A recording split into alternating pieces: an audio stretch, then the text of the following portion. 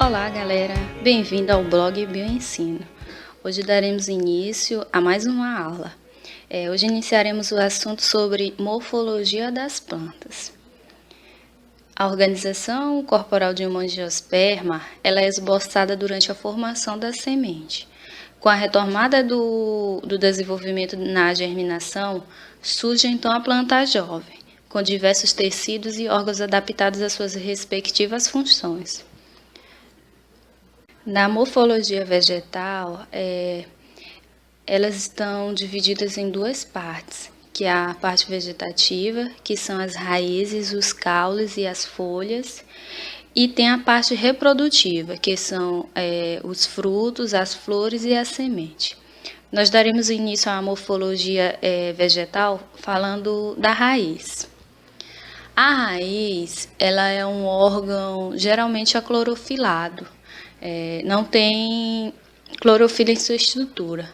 Ela é responsável pela fixação da planta e pela captação de nutrientes e de água dos solos. Podem apresentar funções especiais, como a captação do oxigênio, reservas de água e nutrientes para o vegetal, além de auxiliarem na sustentação da copa. Dentro da morfologia da raiz, nós vamos conhecer cada estrutura de uma raiz, né? Então, aqui na extremidade da raiz a gente tem a coifa, que ela é envolta por um tecido em forma de capuz. Esse tecido é rígido, consequentemente morto, que protege o meristema apical de eventuais danos durante a penetração do solo.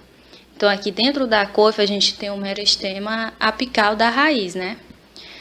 Mais aqui acima, a gente tem a zona lisa ou de crescimento. É chamado assim porque as células elas crescem muito nessa região, onde apresenta os meristemas primários que alongam a raiz. Então, com o decorrer de que as células vão se alongando, vão crescendo, a raiz vai tendo uma estrutura. Aí nós temos a zona pelífera ou absorção. Apresenta expansões da célula da epiderme com a função de absorção, que são esses pelinhos aqui que a gente pode verificar aqui na figura. Nós temos a zona subaerosa ou de ramificação. É onde apresenta várias modificações da raiz principal ou pivotante. Bem aqui em cima, a gente tem a zona de transição ou colo, que é a zona de transição entre a raiz e o caule. Então, conforme a raiz vai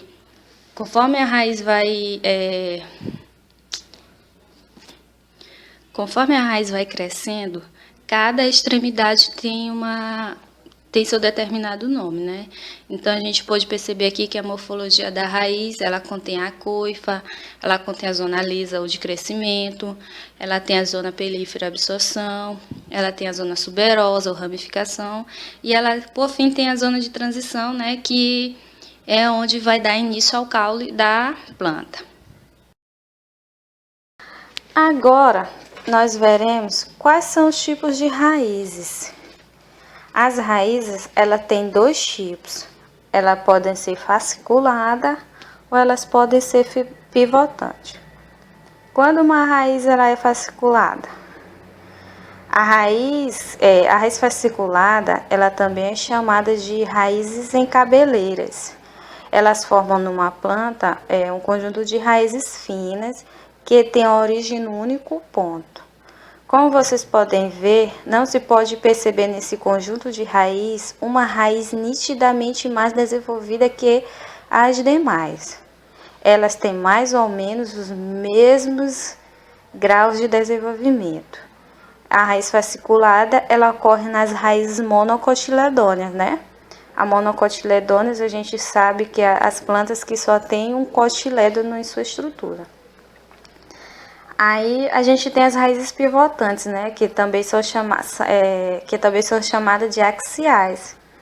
Elas formam na planta uma raiz principal, geralmente maior que as demais e que penetra verticalmente no solo. Da raiz principal parte raízes laterais que também se ramificam.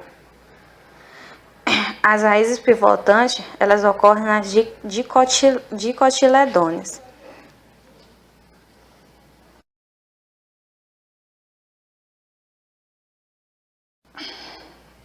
Então aqui a gente pode ver nas figuras aqui as raízes fasciculadas e as raízes pivotantes. Agora a gente vai ver as adaptações radiculares dessas raízes. Nós temos raízes tuberosas, que como exemplo, a gente tem a batata, a mandioca, a cenoura, o nabo e o rabanete. Elas armazenam reservas alimentares, principalmente na forma de amido. Aí a gente tem as raízes respiratórias, são adaptadas às realizações de trocas gasosas com o ambiente. Esse tipo de raiz é concentrada em plantas como a Vienia tomentosa, que vive no solo encharcado e pobre de oxigênio, como é no caso dos manguezais. A gente tem as raízes suporte, também chamadas de raiz escora. Elas aumentam a base de fixação da planta ao solo. Nós temos as raízes aéreas, que são características de plantas epífitas, isto é, que vivem sobre outras plantas sem parasitá-las. Essas raízes, ela pode atingir vários metros de comprimento antes de alcançar o solo.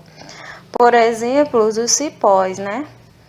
Mas também temos as bromélias e as orquídeas. A gente tem as raízes sugadoras. São adaptadas à extração de alimentos de plantas hospedeiras, sendo características de plantas parasitas, como no exemplo do cipó chumbo e a erva passarinho. A gente mostrou um pouquinho da morfologia da raiz. Nas próximas aulas, nós veremos a morfologia das flores, das folhas, dos frutos, das sementes. Desde já agradeço a participação de vocês no blog Bioensino e no próximo momento teremos mais morfologia das plantas. Até logo!